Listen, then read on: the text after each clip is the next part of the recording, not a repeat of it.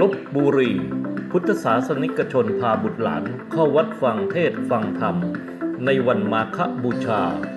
วัดแก้วจันทารามอำเภอโคกสำโรงจังหวัดลพบุรีวันศุกร์ที่ 26 กุมภาพันธ์ 2562 เวลา 7 นาฬิกาผู้สื่อข่าวรายงานจากวัดแก้วจันทารามอำเภอโคกสำโรงจังหวัดลพบุรีวันนี้ถือว่าเป็นวันพระใหญ่วันมาฆบูชาถือว่าเป็นวันสำคัญทางพระพุทธศาสนาทำให้พุทธศาสนิกชนจำนวนมากต่างพาบุตรหลานและครอบครัวไปทำบุญตามวัดต่างๆกันอย่างคึกคักเพื่ออุทิศส่วนบุญส่วนกุศลให้กับบรรพบุรุษที่ล่วงลับไปแล้วและเพื่อเป็นสิริมงคลแก่ตนเองและครอบครัวต่อไปโดยเฉพาะวัดแก้วจันทารามอำเภอโคกสำโรงจังหวัดลพบุรีตั้งแต่เช้ามีประชาชนพาครอบครัวนำข้าวสุกอาหารหวานข่าวมาถวายพระภิกษุสงฆ์ฟังเทศน์ฟังธรรมเพื่อนำไปประยุกต์ใช้ในชีวิตประจำวันพระครูสุนทรวิริยคุณอาจารย์เพี้ยนเจ้าวาดวัดแก้วจันทารามที่ปรึกษาเจ้าคณะอำเภอโคกสำโรงได้เปิดเผยกับผู้สื่อข่าวว่า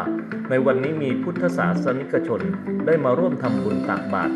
เป็นจำนวนมากกว่าปกติซึ่งในวันมาฆบูชาเป็นวันสำคัญยิ่งทางพระพุทธศาสนา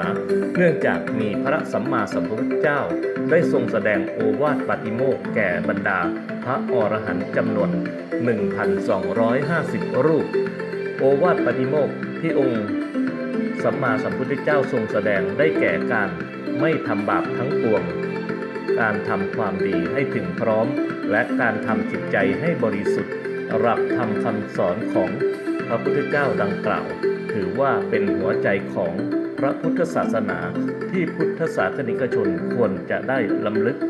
ถึงคำสอนของพระพุทธองค์ด้วยการสวดมนต์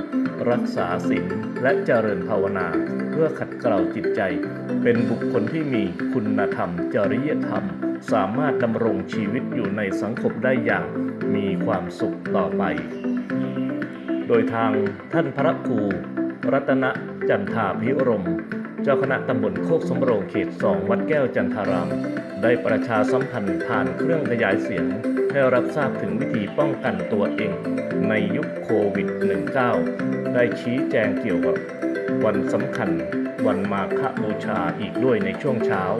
และภาคค่ำทางวัดแก้วจันทารามยังจัดให้มีการเวียนเทียนเว้นระยะห่างป้องกันโควิด -19 อีกด้วยนะครับ